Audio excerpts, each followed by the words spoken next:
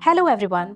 Recently Tamil Nadu news में था क्योंकि तमिलनाडु के chief minister Shri M.K. Stalin ने यूनियन गवर्नमेंट पे ये आरोप लगाया था कि तमिलनाडु पे हिंदी लैंग्वेज को इम्पोज किया जा रहा है।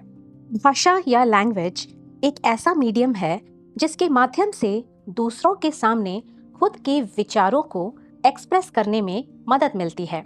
इसलिए एक कॉमन लैंग्वेज या भाषा जानने वाले लोग जब आपस में बात करते हैं तब वो एक दूसरे के कल्चर को बेहतर तरीके से जानने लगते हैं और पसंद भी करने लगते हैं।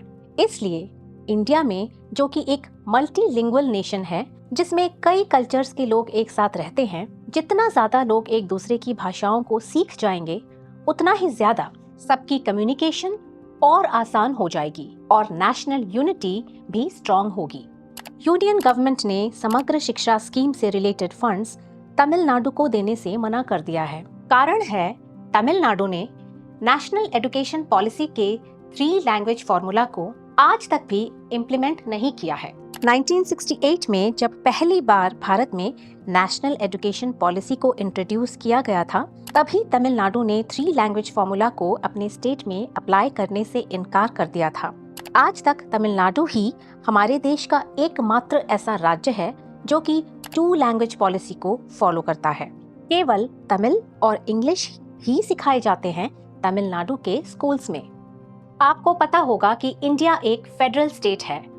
कोऑपरेटिव फेडरलिज्म में ऐसा होता है कि पावर को यूनियन गवर्नमेंट और स्टेट गवर्नमेंट्स में बांटा गया होता है।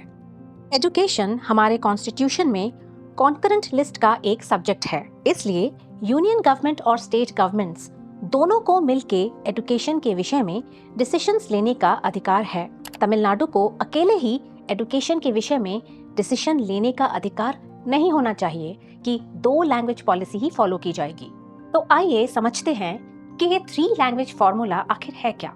3 लैंग्वेज फॉर्मूला कहता है कि इंडिया में हर स्टूडेंट को 3 लैंग्वेजेस या भाषाएं सीखनी चाहिए, जिनमें से 2 भाषाएं ऐसी होंगी जो कि नेटिव इंडियन लैंग्वेजेस होंगी। मतलब ये 2 लैंग्वेजेस ऐसी होंगी जो हमारे देश के अंदर से ही आई हैं और भारतीय भाषाएं हैं। इन 2 नेटिव इंडियन लैंग्वेजेस के अलावा इंग्लिश को भी मीडियम ऑफ इंस्ट्रक्शन के तौर पे स्कूल्स में इस्तेमाल किया जाएगा। नेशनल एजुकेशन पॉलिसी 2020 के अनुसार इस 3 लैंग्वेज फॉर्मूला को सभी स्कूल्स में अप्लाई किया जाएगा, चाहे वो प्राइवेट स्कूल्स हो या फिर गवर्नमेंट स्कूल्स। ये जो 2 नेटिव लैंग्वेजेस की बात की गई है, इनमें जो नेटिव लैंग्वेज स्कूल में पहले पढ़ाई जाएगी वो उसी स्थान पर बोली जाने वाली रीजनल लैंग्वेज या फिर मदर टंग होती है। हर राज्य या स्टेट की अपनी एक भाषा होती है, जैसे कि राजस्थान में राजस्थानी, कर्नाटका में कन्नड़, गुजरात में गुजराती। इसी को रीजनल लैंग्वेज कहते हैं। इसके अलावा हर जगह की अपनी मदर टंग या लोकल लैंग्वेजेस भी होते हैं। मतलब ये जरूरी नहीं है कि एक जगह की रीजनल लैंग्वेज और मदर टंग एक ही हो। जैसे राजस्थान में रीजनल लैंग्वेज तो राजस्थानी है, लेकिन मदर टंग के हिसाब से इस्तेमाल की जाती हैं कहीं मारवाड़ी, कहीं मेवाड़ी और कहीं कुछ और। कर्नाटका में रीजनल लैंग्वेज है कन्नड़, लेकिन मदर टंग के रूप में यूज होते हैं तुलु, कहीं कोडावा, कहीं कोंकणी आदि।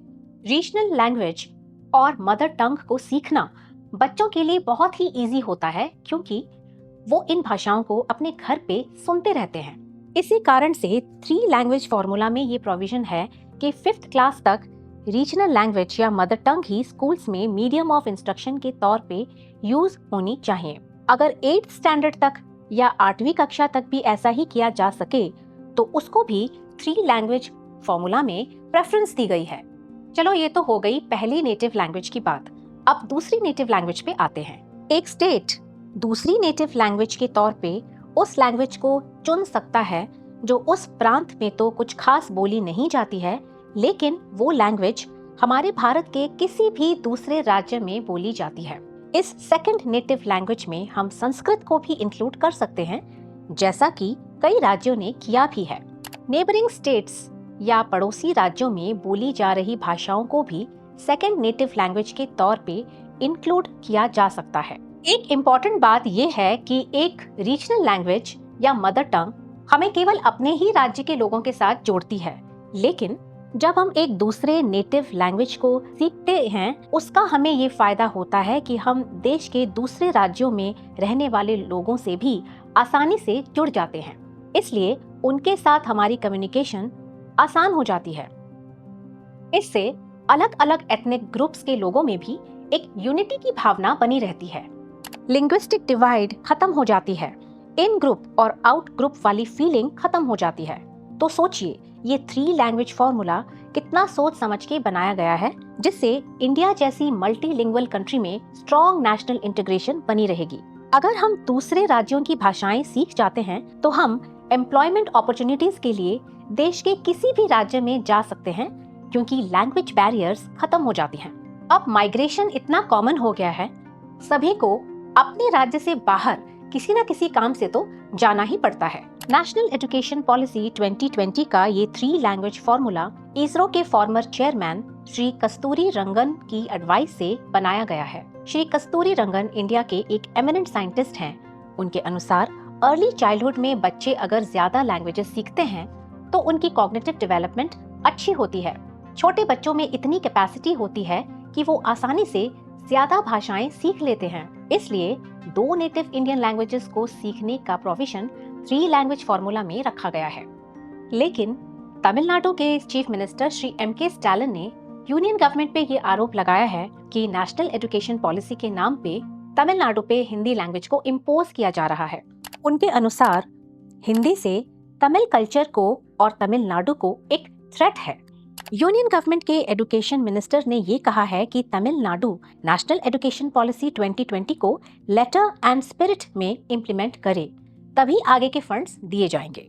क्या आपको पता है कि नेशनल एजुकेशन पॉलिसी 2020 में ऐसा कोई भी प्रोविजन नहीं है कि हिंदी को स्कूल्स में कंपलसरी तौर पे पढ़ानी पड़ेगी। तमिलनाडु सेकंड नेटिव लैंग्वेज के तौर पे हिंदी भाषा का प्रयोग ना करना चाहे, कोई बात नहीं, संस्कृत भाषा का प्रयोग भी तो कर सकता है, या फिर कन्नड़, तेलुगु, मलयाली का प्रयोग भी कर सकता है, या फिर हमारे देश में बोली जाने वाली किसी भी भाषा का प्रयोग स्कूल में पढ़ाने के लिए कर सकता है।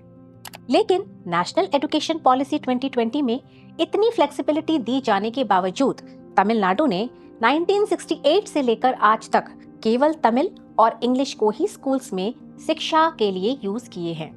जब 1968 में पहली बार नेशनल एजुकेशन पॉलिसी बन के आई थी कोठारी कमीशन की रिकमेंडेशंस पे, तब हिंदी भाषा को कंपलसरी कर दी गई थी पूरे भारत में। लेकिन जब नेशनल एजुकेशन पॉलिसी 2020 में बनकर आई, उसमें हिंदी को कहीं पर भी कंपलसरी लैंग्वेज बनाने का कोई भी प्रोविजन नहीं है। हर स्टेट को ये चॉइस दी गई है कि वो 2 नेटिव लैंग्वेजेस का चुनाव खुद से कर सके। फिर भी अगर तमिलनाडु तमिल के अलावा दूसरी कोई भी भारतीय भाषा को अपनी एजुकेशनल सिस्टम में शामिल नहीं करना चाहता, तो जाहिर है कि ऐसा सिर्फ एथनिसिटी या जातीयता की भावना को बढ़ावा देने के लिए और वोट बैंक पॉलिटिक्स की वजह से किया जा रहा है। लेकिन इससे हमारी देश की यूनिटी पर असर होता है। नेशनल फीलिंग को प्रमोट करने के लिए एक कॉमन लैंग्वेज का हमारी एजुकेशनल सिस्टम में इस्तेमाल होना बहुत जरूरी है। अब आपको इस विषय में क्लियर पिक्चर देने के लिए आइए देखते हैं कि 3 लैंग्वेज फॉर्मूला को फॉलो करते हुए कौन से राज्यों ने कौन सी लैंग्वेजेस सिखाए जाते हैं।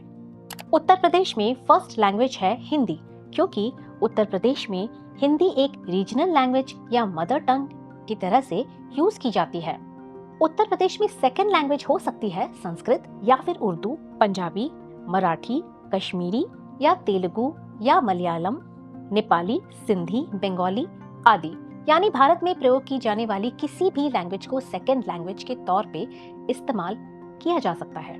ये यूपी की स्टेट गवर्नमेंट डिसाइड कर सकती है, या फिर यूपी के अंदर एक प्रांत डिसाइड कर सकती है, या फिर स्टूडेंट्स की चॉइस पे निर्भर है कि वो किस लैंग्वेज को अपने सेकंड नेटिव लैंग्वेज के तौर पे चुनेगी। वैसे ही कर्नाटका में फर्स्ट लैंग्वेज है कन्नड़, जो कि वहाँ की रीजनल लैंग्वेज है, या फिर कुछ स्कूल्स में तुलु, कोडावा, कोंकणी, कोई भी मदर टंग जो वहाँ उस प्रांत में लोगों द्वारा बोली जाती हो। कर्नाटका में सेकंड लैंग्वेज के तौर पे हिंदी और संस्कृत के अलावा तेलुगु, तमिल, मराठी भी कुछ स्कूल्स में सिखाए जाते हैं, क्योंकि ये कर्नाटका के नेबरिंग स्टेट्स में बोली जाती हैं। मतलब सेकंड लैंग्वेज को लेके काफी चॉइस स्टेट्स के हाथों सौंप दी गई है। थर्ड लैंग्वेज जो कि थोड़ी आगे जाके स्कूल्स में पढ़ाई जाती है, उनमें इंक्लूड कर सकते हैं इंग्लिश, या फिर अगर इंग्लिश पहले से ही सिखा दी हो तो आजकल एक मॉडर्न यूरोपियन लैंग्वेज जैसे कि फ्रेंच, स्पेनिश वगैरह वगैरह, क्योंकि ग्लोबल मार्केट्स में इंडिया को कम्पिटिटिव बनाना है। लेकिन थ्री लैंग्वेज फॉर्मूला में बेसिक प्रिंसिपल हर जगह एक ही है कि 2 भारतीय भाषाएं और 1 इंग्लिश इंक्लूड हो। इंडियन कॉन्स्टिट्यूशन के directive principles of state policy में आर्टिकल 351 ये कहता है कि यूनियन गवर्नमेंट की ड्यूटी है कि वो हिंदी को प्रमोट करे हमारे देश की कॉम्पोजिट कल्चर को बचाए रखने के लिए।